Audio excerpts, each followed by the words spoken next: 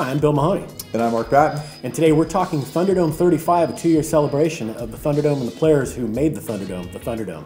Today, UCSB women's basketball player Lindsay Taylor is being celebrated, and the catchphrase used on her ticket mark is dominant force, and at 6'7", she was certainly a dominant force. She was really an impact player on both ends of the court. She's UCSB's all-time leading shot blocker, and also for someone of her height, she really had a nice shooting touch. She's their all-time leading scorer as well. When I recall when she came in, she was a little more awkward than you can imagine.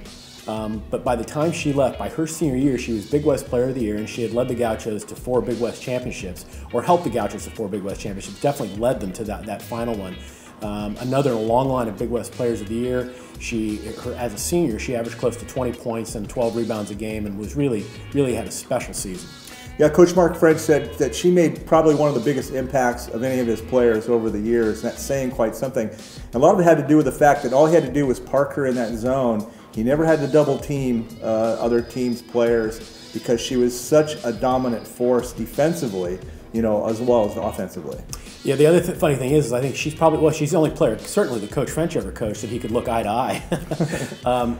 But also, she was, for someone who was her size and as good a player as she was a very kind of a gentle soul and a nice player to play with as a teammate. And it sounds kind of like a corny thing, but that kind of hid the fact that she, particularly by the last 2 years of her career, she was a very aggressive and not a fiery player, but definitely someone who was going to stand her ground and hold her own.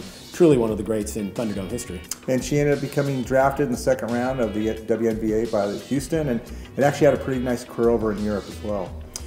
I'm Bill Mahoney along with Mark Patton, and today's Thunderdome 35 player we're saluting is Lindsay Taylor, UCSB women's basketball, a dominant force.